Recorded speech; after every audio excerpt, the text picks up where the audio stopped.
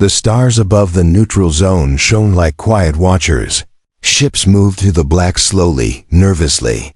This part of the galaxy had seen many battles, many deaths, but for the last few years, it had been strangely quiet. The galactic Deathworlders feared. By many watched and waited. These were species born on the harshest planets, where everything tried to kill them. They survived toxic air, crushing gravity, and deadly wildlife. Because of that, they believed no one could match them. They saw peace as weakness to them. The only way to show strength was through war. And now, they were bored. Too long without blood. Too long without screams. Then something strange happened. A human ship entered their sector, small, unarmed, and alone, no weapons, no escorts. Just a single pilot in a rusty vessel. At first, the Deathworlders laughed. Was this a joke? Did humanity really think they could just wander in like that? They scanned the ship, checked every signal. The readings confused them. The human ship had no shields, no energy weapons. Its engine was old, its frame weak, but it didn't run. And it didn't hide. Instead, the human sent one message, requesting audience, peaceful intentions. The Deathworlder Council gathered to decide. There were 5 of them, each from a different warlike race. Turk of the Graug, huge and covered in bone armor.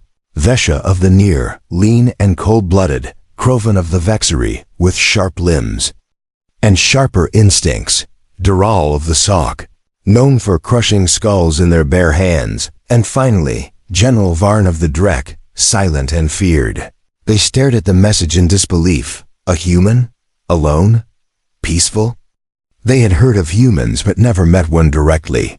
Some reports said humans were clever, emotional, adaptable.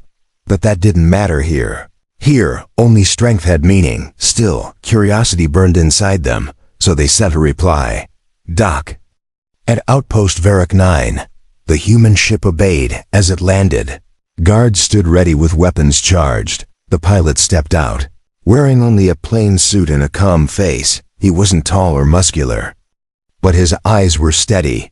"My name is Elias Grant," he said simply. "I come in peace, but I'm not afraid of war." The room fell silent. None of the Deathworlders spoke. They were waiting for a sign of fear, but Elias didn't flinch. Didn't blink. Turk, the Graug war chief, stepped forward. "Do you mock us, human? Entering our zone without weapons?" Elias shrugged. "I don't need weapons to survive," he replied. The guards aimed their guns. Still, Elias didn't move. Dural grunted. "Either you're brave or stupid." "Maybe both," Elias said. Smiling, that smile made Varn, the silent general, lean forward. He studied the human like a puzzle. Something felt off, not weak, not strong, but unknown. And the unknown was dangerous. "Why come here?" Varn asked, finally speaking. Elias looked around the room. "To offer peace," he said. "Because I know what happens when humans are forced into war." "You're outnumbered," Vesha hissed. "Outgunned, outclassed, out of your depth," Elias nodded. "Probably," he said. "But that didn't stop us before." The room grew colder. Every warrior there could feel something wrong. Not fear but tension. Not weakness, but warning. Krovan slammed the table. "Enough riddles. You come here with no weapons and speak of warnings?" Elias met his glare. "We fought worse than you," he said softly. "And we didn't come out the same." The council froze. That sentence felt heavier than it should have. Who had the humans fought? What had changed them? Why did this one man speak like a ghost from a forgotten battlefield? Outside the outpost, the stars still glowed quietly. But inside, a storm had started. Not of shouting, not of gunfire, but of questions. And questions were more dangerous than bullets. The Deathworlders didn't realize it yet, but something had shifted. The silence before war was ending, and humanity had just knocked on the door. Asterisk. The metal door opened with a hiss. The Deathworlder guards stood tense, weapons drawn, ready to kill. But the human walked in like he was stepping into a cafe. No armor, no backup, no fear. His name was Elias Grant. He had brown hair, light eyes, and a small scar above his left eyebrow. The scar looked old but fresh somehow, like a reminder of something only he remembered. 5 alien warriors watched from a raised platform. Their eyes burned with suspicion, pride, and a hunger for challenge. They were the strongest from the harshest planets in the galaxy. They had seen entire species crushed under their boots. And this one soft-skinned human? He was smiling. It made them uneasy. The air in the chamber seemed to tighten around them. Turk of the Graug snarled first. "Is this some human joke? You enter our domain without armor?" Elias looked up at him calmly. "Would it matter if I did?" He replied, "Your kind tears through armor like paper." The room fell quiet for a beat.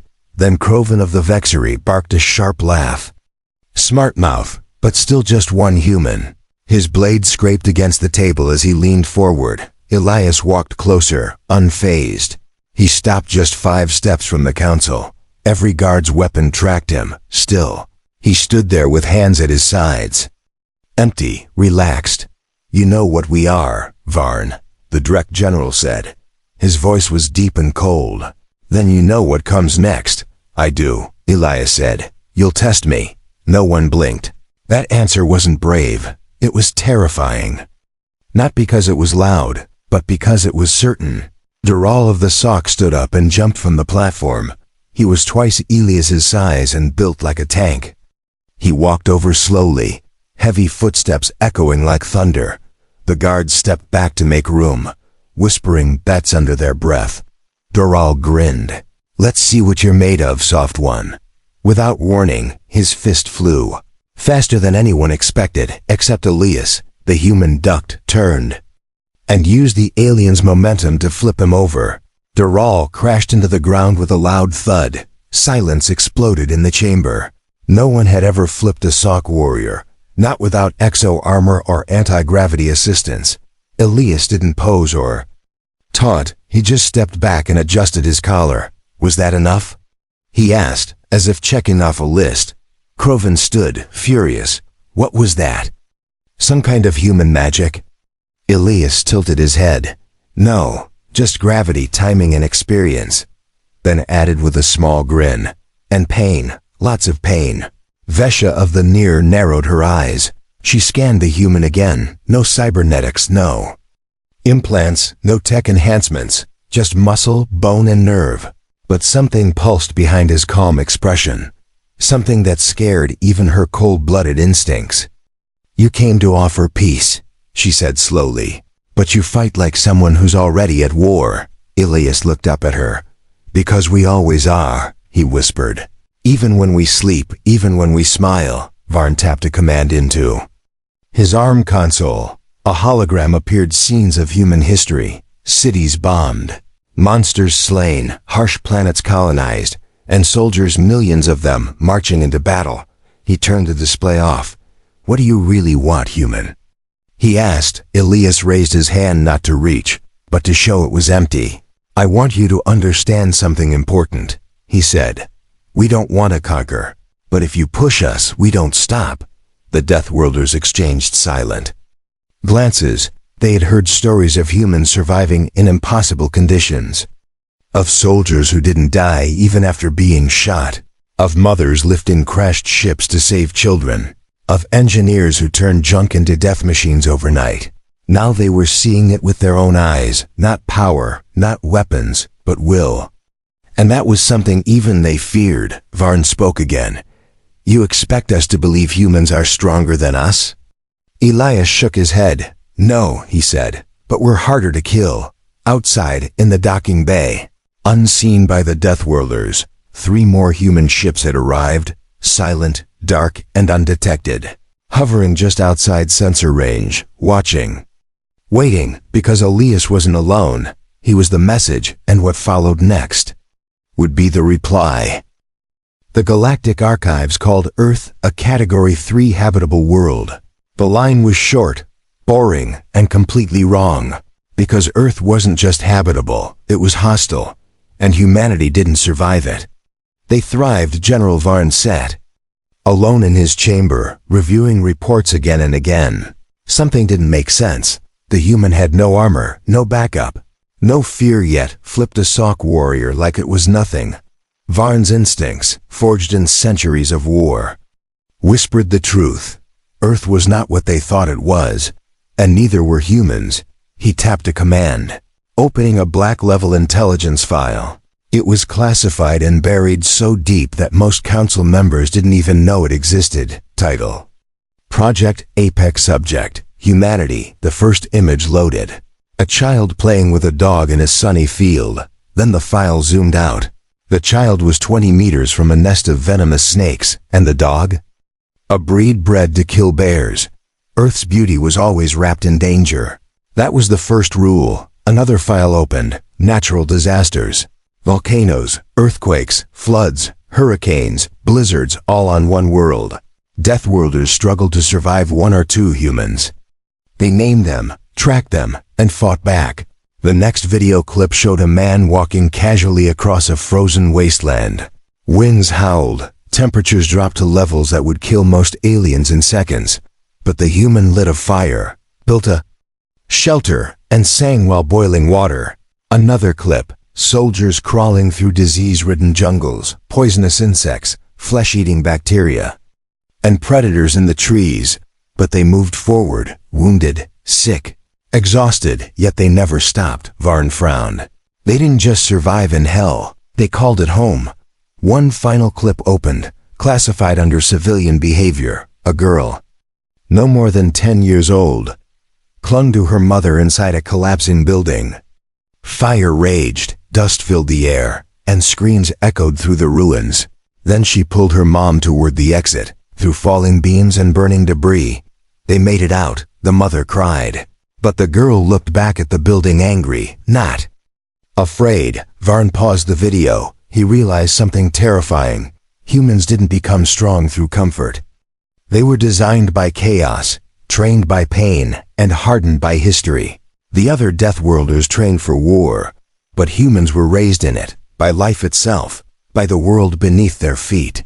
He opened a report from the Vexery Scouts. They had tried to study human biology. What they found was worse than expected. Human muscles tore and grew stronger. Their bones thickened under pressure. Their immune system didn't just fight viruses, it learned and remembered. But the worst part? Their minds. Humans felt fear, but acted anyway. They cried and still charged into fire. They lost loved ones and kept going. To the galaxy, strength meant power, muscle, size. But to humans, strength meant endurance. And that made them unstoppable. Varn called the council for an emergency session. Turk grumbled as he entered. What is it now? The human broke another chair? Varn didn't smile. He projected Earth's history onto the chamber walls. Endless wars, famines, invasions, rebellions, and extinction-level events. And still humanity rose again. This is not a normal species, Varn said quietly. This is not even a normal Deathworld race. Dural cracked his knuckles. Then what are they? Varn turned to face him. They are what happens when a planet tries to kill its children every day. And the children fight back. The room went silent. For once, no one had a joke. No one had a challenge, only thoughts, because if Earth could raise something like that, what else had it hidden? And if that one human, Elias, was just a messenger, what would the soldiers look like? The warships? The leaders? Suddenly, the silence around the human arrival no longer felt like weakness. It felt like a countdown. The Deathworlders had always believed they were the apex predators, but they never thought to ask, what if there was something beyond apex? What if humans weren't predators at all, but something older, colder, like a storm that waited patiently before returning again? And now, the storm was here. Asterisk. It started with a scream. One colony, far from the core systems, went dark. Not a distress call, not a cry for help, just silence. And silence, in space, is never peaceful. The Vexery claimed it first. They're testing us, said Warlord Croven. A lone human ship enters our sector, mocks our pride, and now one of our colonies disappears. His claws scratched the war table, but it wasn't the colony itself that caused panic. It was what they found there, or rather, what they didn't. Scouts were sent. Trained assassins from the Deathworlder ranks. They landed expecting a slaughter. A battlefield, maybe a human trap. But there were no bodies, no fires, no signs of a fight. Everything was in place untouched. Meals still hot, drinks still cold, weapons still charged. People were simply gone. A message was burned into the wall. It was in every language. We warned you. This is your first lesson. Panic spread like wildfire. The council screamed, shouted, demanded war. Only General Varn remained silent. He knew what was happening, but he also knew it was too late. Krovan could not be reasoned with. So he sent 20 Vizari warships toward Earth's closest colony out of rage. Not strategy, it was a show of power. It was the first mistake. Fleet arrived 2 days later. The humans didn't respond. No fighters launched. No shields activated. No threat sent. The colony appeared wide open. The Vexari laughed. This will be over in minutes, they declared. Their ships charged weapons, prepared to flatten everything. But then, their sensors died one by one. The targeting systems failed. Then gravity generators reversed. One ship collapsed into itself, crushed by invisible pressure. Another floated in darkness as its air was sucked into space. No explosions, no missiles. Just quiet death. Panic erupted on the command channel. Where are the enemies? Are we under attack? Why can't we see them? Then a human voice came through, calm, cold, and precise. This was your answer to peace? And just like that, 5 ships vanished from radar, gone in less than 4 seconds. No survivors, no escape pods. Only static remained. The rest of the Vexari fleet turned to run. But it was already over. Something invisible stalked them through. The stars, one by one, each ship fell, until only one remained, the flagship. Krovan was on board, shouting into every open channel. You cowards! Show yourselves! Outside the viewports, the stars shimmered. Then something massive appeared from the void. A ship, black, silent, impossible in shape and size. It had no weapons visible, no engines glowing. It just was, like it had always been there, watching. Krovan's crew froze. Even Deathworlders, creatures of fear and fury, stood paralyzed. They had never seen technology like this, not even from the ancients. The human voice returned. This is not revenge, it said. This is clarity. Then the human ship simply turned and vanished, and the flagship was left untouched. Krovan collapsed in his chair. It wasn't mercy, it was worse. It was a message. He returned alone to the council, broken, silent, humiliated. And on his ship's outer hull, scratched deep by unknown metal, was a sentence. You were warned, now you listen. The council was divided. Some screamed for retaliation. Others whispered about surrender, but none of them acted, because deep in their bones, they had finally felt it. That ancient fear their ancestors once knew. The fear of being hunted. Elias Grant's words returned to them like thunder. We don't start wars, but we finish them. And now the Deathworlders understood. They weren't being attacked, they were being studied, and the first test had already ended. They thought the worst had passed. After the Vexari fleet vanished, the galaxy held its breath. No more attacks came, no more warnings. It felt still, but it wasn't peace. It was the kind of silence hunters use before they strike again. And the humans had just begun. Somewhere deep in Earth's hidden military networks, a single command unlocked an ancient file. Predator Protocol. Activate. The signal didn't launch fleets or summon heroes. It whispered to Black Ops units that didn't officially exist. It woke satellites parked in dead zones between systems. And it told Earth's enemies, you were not fighting our army. You were provoking our instincts. The first strike didn't happen on a battlefield. It happened in a throne room. The near queen sat on her bone-crafted seat, guarded by assassins and scanners. Yet somehow, the lights flickered, and when they returned, her crown was gone. In its place was a human ration bar, wrapped in foil, with a note. If you're still hungry, we can feed you fear next. The Queen didn't sleep again after that. Next came the orbital refineries of the Graug Empire, 3 massive factories. In deep space, protected by thousands of drones, but overnight, their fuel tanks disappeared. Not exploded, removed, molecule by molecule. A message floated in the control room, burned into the steel wall. Stop fueling a war you can't finish. One by one, the galaxy's powers began to crumble, not from war, but from whispers. Their spies vanished. Their war plans leaked. Their strongest generals simply disappeared, and no one saw a human ship. No one heard a shot fired, only the cold, creeping realization. They were no longer the ones in control. The Predator Protocol wasn't about violence. It was about dominance. Humans didn't just defeat enemies, they disassembled them, piece by piece, without mercy, without being seen. Back at Earth Command, Elias stood before the High Executor. You sure about this? The Executor asked. Elias nodded. They thought we were prey, he said. Time to show them what hunts in silence. The humans had studied every Deathworlder weakness for decades. Graug relied on brute force, so humans attacked their food. Chains, Sock warriors needed high oxygen environments, so humans removed the air.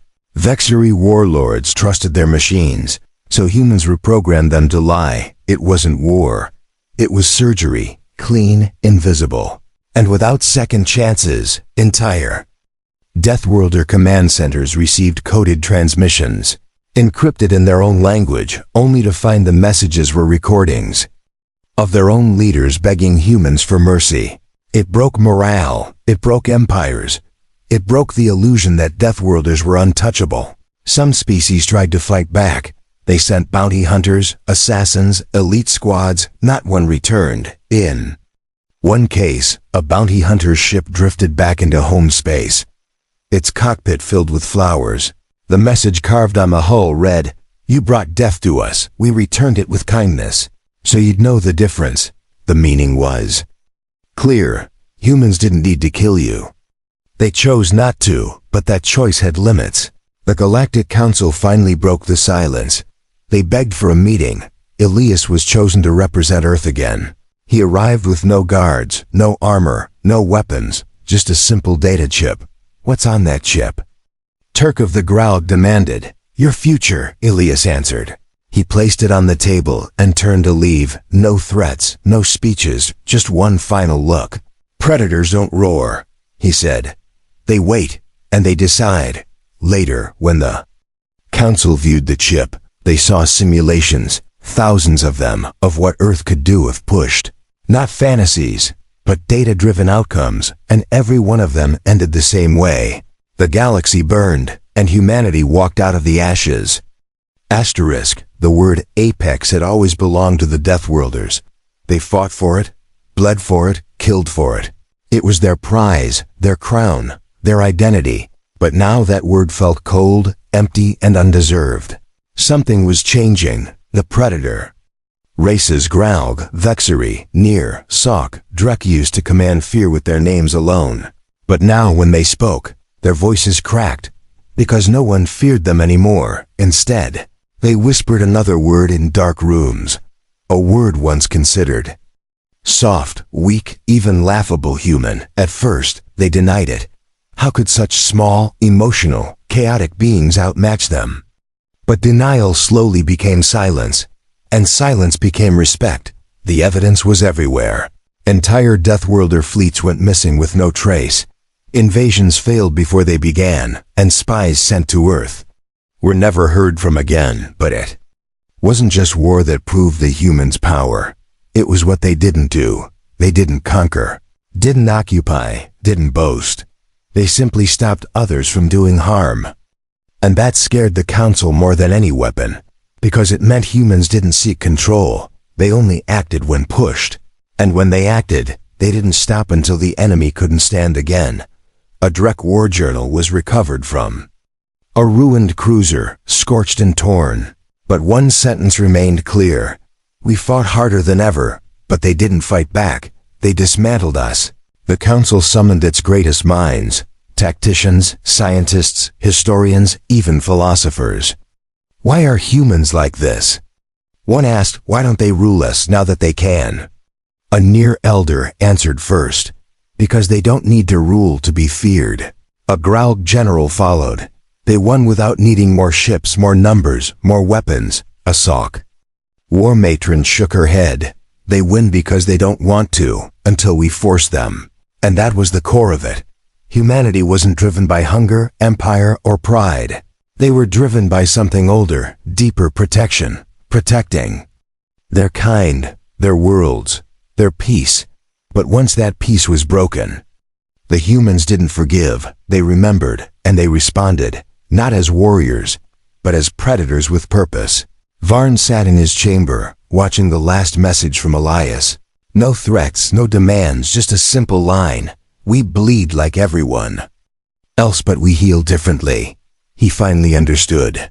Other races grew strong through pain, but humans grew stronger. Pain wasn't just survival for them. It was transformation. Loss shaped them. Betrayal sharpened them. Grief hardened them. And love? Love made them unbreakable. No Deathworlder had ever fought for love. Not like humans did. In battle, humans didn't retreat when wounded. They advanced with fury, in loss. They didn't break down. They rebuilt. In hopelessness, they didn't surrender. They became hope, and that made them untouchable. Not because they couldn't die, but because they refused to stay dead. One historian, trying to understand it, called it the apex switch. The moment the galaxy realized the humans were no longer prey, the moment everyone else became prey without knowing it. Because when humans arrived, they didn't roar, they didn't growl, they simply watched, and once the line was crossed, they moved with such precision and silence that even the strongest could only whisper.